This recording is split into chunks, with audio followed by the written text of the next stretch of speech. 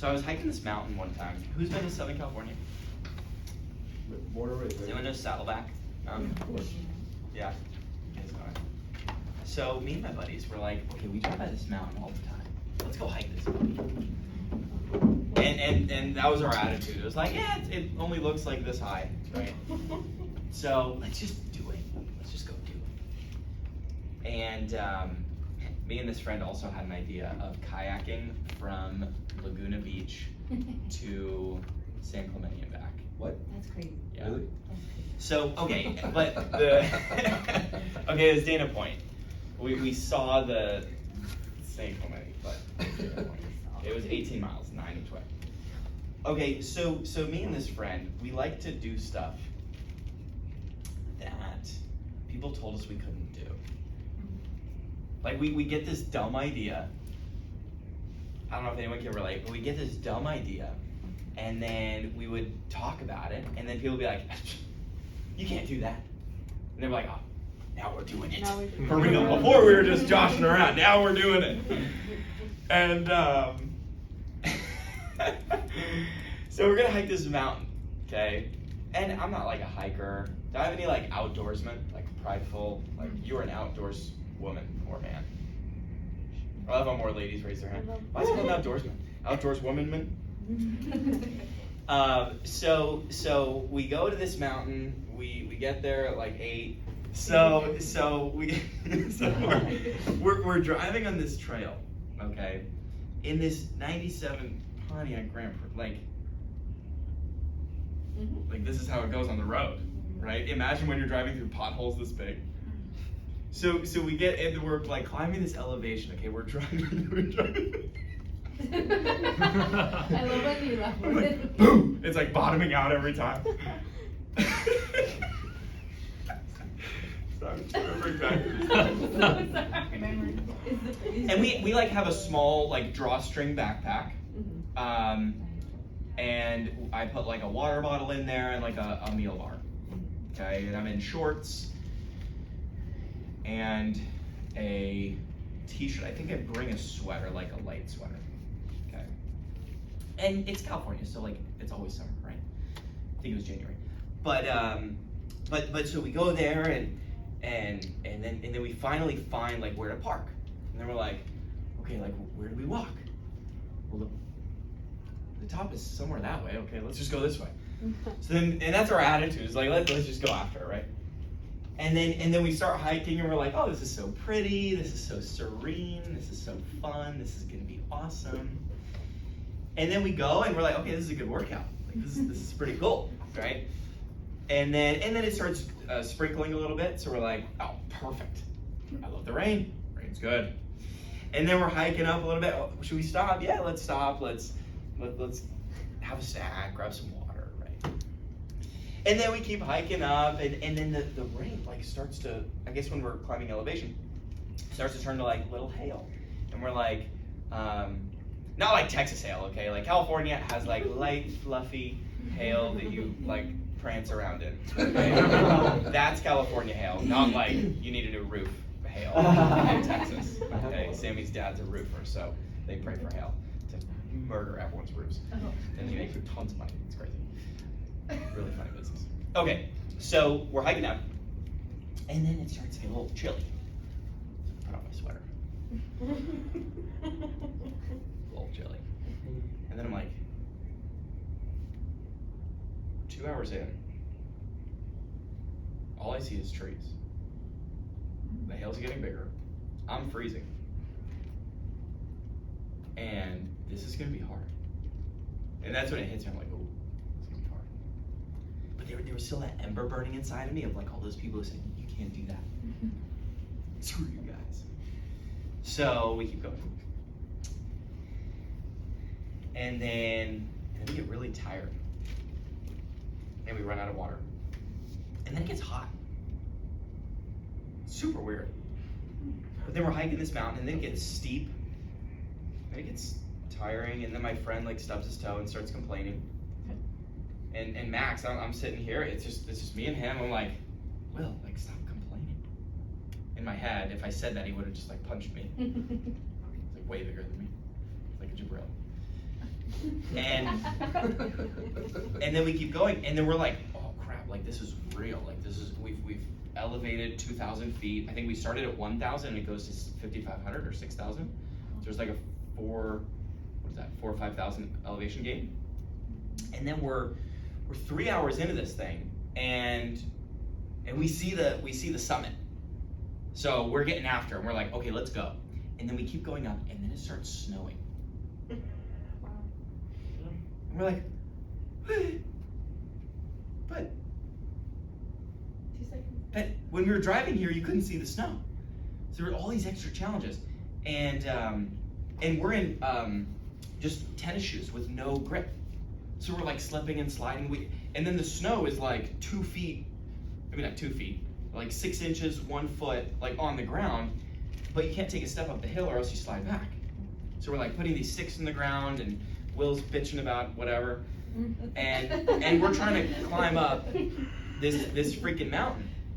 We're sore, tired, negged out, and we're like, okay, let's just turn around. Like this is literally impossible to like walk. Like you take a step and then you slide back. And we're negged out, hungry, tired, don't have any water. Oh, and we're also still in shorts. In the snow. It's freezing. It's super cold. Super cold. And so we're climbing up this thing, and like that little fire inside of me is going out. I'm like, yeah, no one will ever know. Let's just go back. But and then we reach the top. It's not the top, false summit. Gosh, freaking dang it. You ever hike a mountain and then it's a false summit? Mhm. I hate those. You think you're there, and then you're not even close. You're like, oh.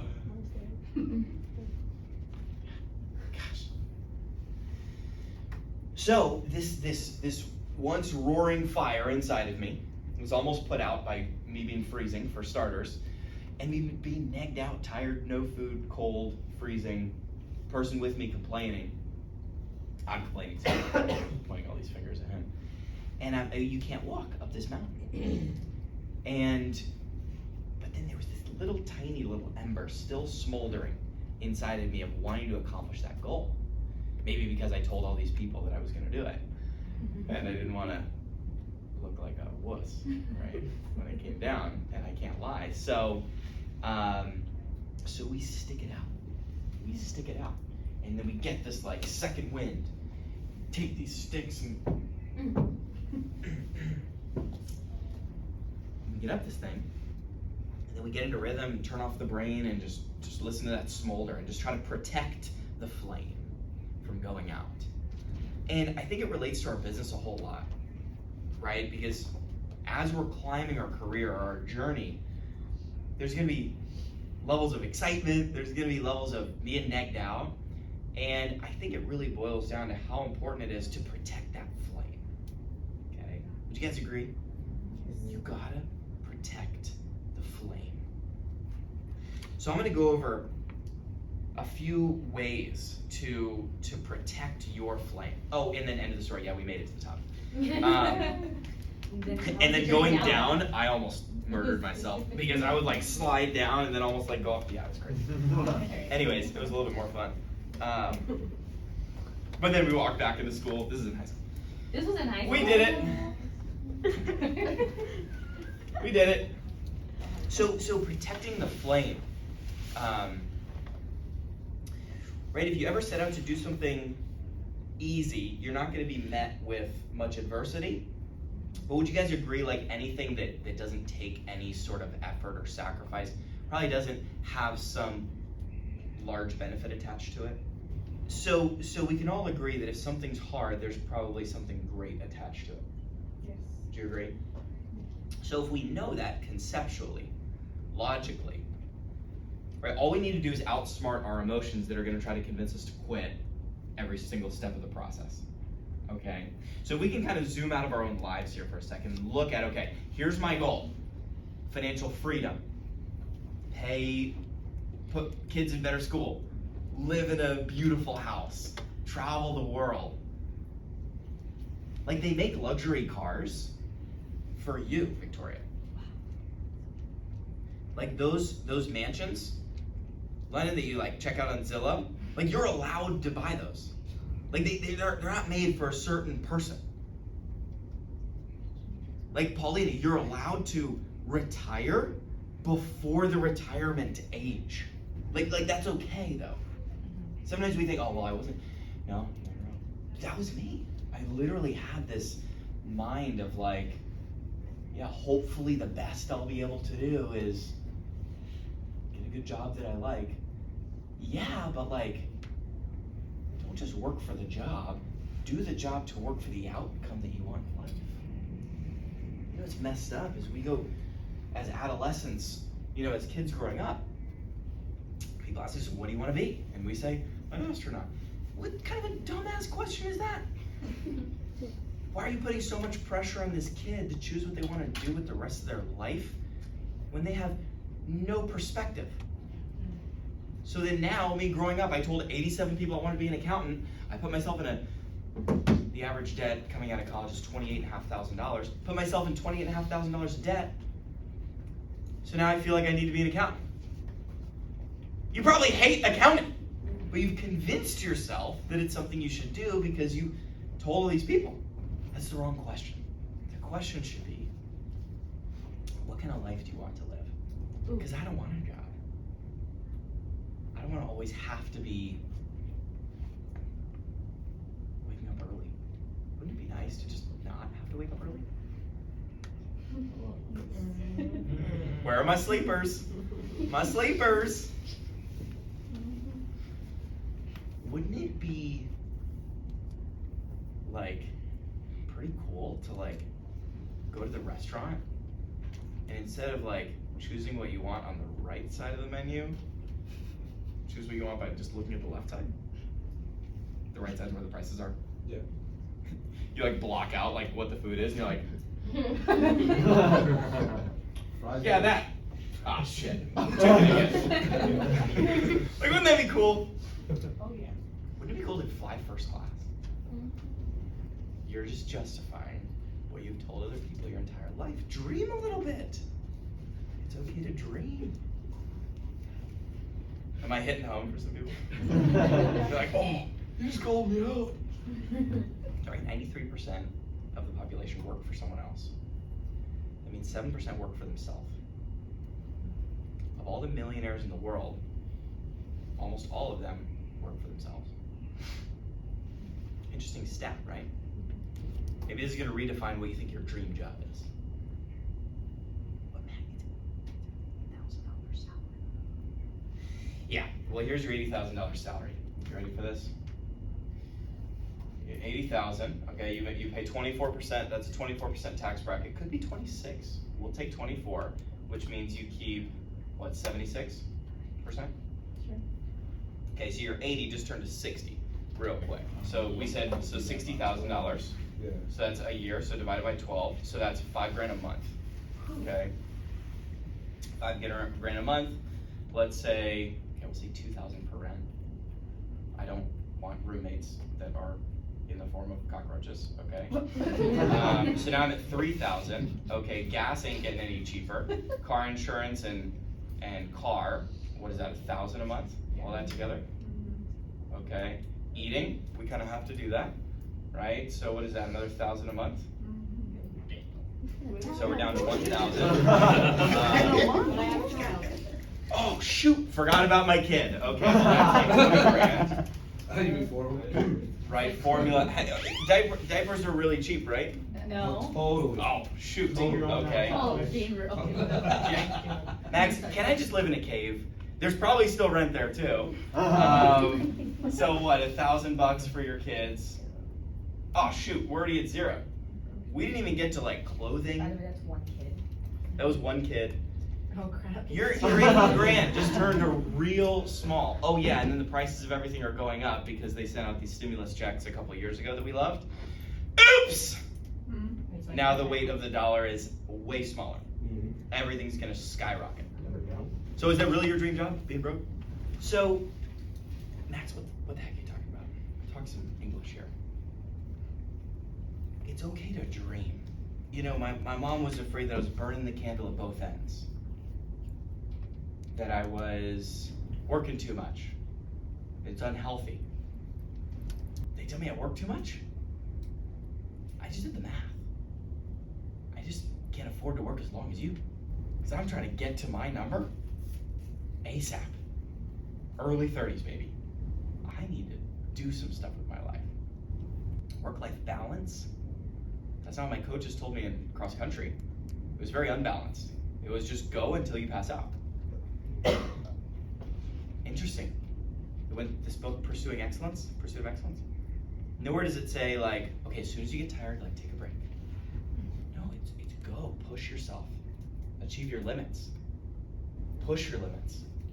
So along that journey, right, if the best things in life require a lot of effort and stress and tension and overcoming fear and challenge, if we understand that, well then maybe let's put up a game plan together of how our flame doesn't go out.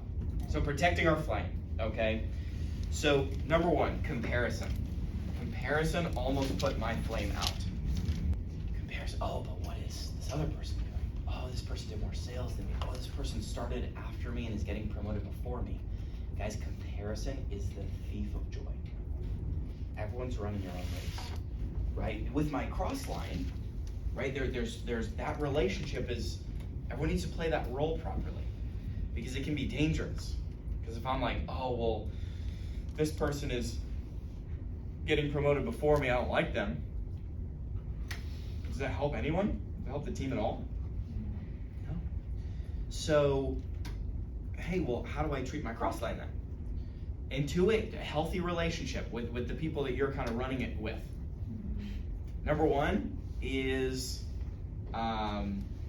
be their biggest cheerleader, right? Tell them good job. Does it cost you any energy to say, good job, London, you're crushing it. You did great on that road trip. Does that hurt anyone? No.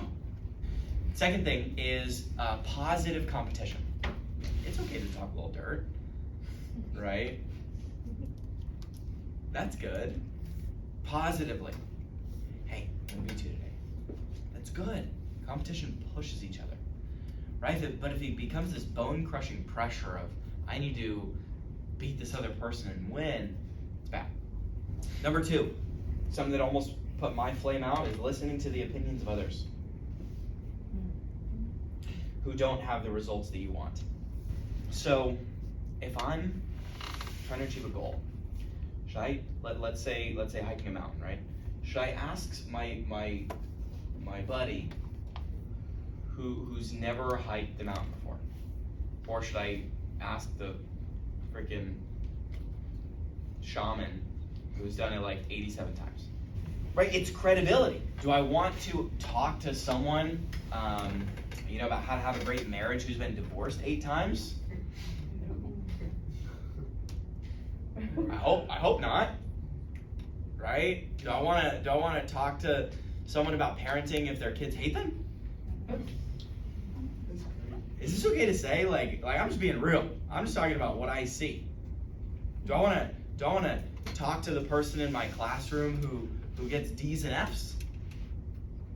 If my goal is to get an A? Or should I talk to the A person? Should I talk to the great parent? Should I talk to the person with a great marriage? It's same thing for money. And I had to say, hey, Mom, I love you. I love you. But you haven't had a career in 30 years. I don't want the result in that area that you have. And now the tides have flipped. Now my mom comes to me for stuff. Gave her 10 grand the other day. She needed a bill to pay. But it's interesting how that changes. But I want to get with people who have what I want in that area so that I can achieve those results. If someone tells you that it can't be done, it's a reflection of their limits, not yours. You're all writing your own story, guys. Just like you're writing notes right now, that pen, you're holding what you want your future to say. A lot of you are on chapter 2. Right. A lot of you are just getting started. It's chapter 1 of your career. right? But you choose what you want, how you want your story to read. How to get that little ember, how to put that out real quick. Listen to your emotions. Your emotions are your worst leaders. Because literally, by definition, success means going when you don't feel like it. Like, that's literally the definition of success. Do the things that other people aren't willing to do so that you can have the things others won't have. Like, any exercise regimen requires you doing stuff you don't want to do. So if your leader, if your mentor tells you something that you don't want to do, well, you're probably in a good spot. The person who you are today does not have to be the person you always are. You can grow from where you're at. Just like once you were 1 foot tall and now you're not. You can grow mentally as well. And when you think about it that way, right, that means the information that's in your mind has gotten you to where you're at now. So if I want to advance to a higher level of income, lifestyle, happiness, joy, well, I'm going to need to put new information in to get myself to where I want to be. We're limited to the knowledge that's in our mind. Number 4, protecting our flame, personal development. You know, I say it's my duty to read. Leaders are readers. Reading from the first year book list. Being able to be full so that when I'm having conversations with people, I can run it through an educated brain cell. Listening. Am I listening to audios? Am I getting good recommendations from a growing upline on what I need to, on what kind of content I should be consuming? Associating. Who do I hang out with? Show me the bank accounts of the 5 people closest to you, and I'll guess yours. And I'll be real accurate. So, Max, that's crazy. So if I just hang out with successful people, it'll rub off on me? Yeah. Yeah. You can't change the fact that you're influenced by your environment, by the people you spend time with, what you choose to consume. How much of this scrolly do I do? Number 5, remind yourself of your why. Don't let small beginnings make you small-minded. You're allowed to dream, okay? You're doing what you're doing now so that you can have the life maybe you didn't have. Does it take a little blind faith? Yeah. You haven't seen it before. Of course it's blind, by definition. Right? And that just boils down to belief. I know we talked about belief the other day. Belief, that B vitamin. I need that every day. I need belief. And to see other people winning. And if that's not happening in my circle, hey, guess what? Other people are winning at life. I'm not going to let, just because someone in my office or my team didn't get a high roller, other people did. I'm going to go to that. I'm like, oh, well, no one is winning here. So that means I can't win either. No. We're part of an incredible business network. People are winning constantly every single day. Don't make decisions in valleys. Right? We say, like, never quit on a bad day. That would be like if your emotion, if you know, me climbing the mountain, the first little raindrop like fell on my shoulder and I was like, oh, no. There's challenges here, I'm done. Imagine that person. Right? You like start to work out and then you're like, yeah, I'm done. You have one argument with your significant other, yeah, done. That life wouldn't look too good. Right? We're emotional beings. Our emotions are going to go like this. But where do we make our decisions? If you can make your decisions when you're in a logical state of mind, you're never going to make. Has anyone made a bad decision when they were really educated on a topic and they thought about something through? And no, your bad decisions came from when you weren't thinking logically or thinking emotionally. Whether that was you were negged out, or intoxicated. Right? Like all bad decisions come from down here. All regrets. You're going to go through different seasons of your life.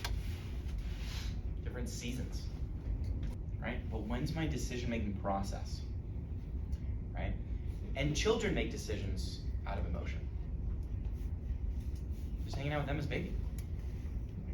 It was crazy. How many emotions do we have? Probably a lot. But let's just say happy, sad, mad, hungry.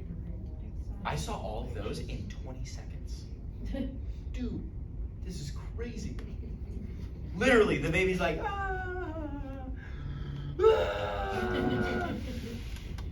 I'm like, so like, can we grow up and stop making decisions like children? Succeeding,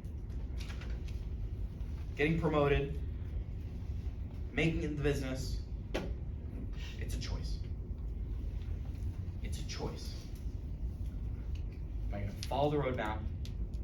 Am I going to do the things that are recommended to me? Am I going to check everything off the list? Am I going to let my goals dictate where I'm going versus my emotions? And it's a choice. You're going to have to decide, hey, am I going to value other people's opinions more than my own? More than where I want to be? More than where I want to get to? So hopefully this maybe just provides you some stuff to just protect your flame. Know that the world's trying to put you out because the world's average. But to be extraordinary is to swim upstream. Is it harder? Absolutely. So, cool. All right, Starline's going to come out. Cinchers, get on that cinchy call. And we'll see everyone on the scoreboard. Ready, break? Let's go.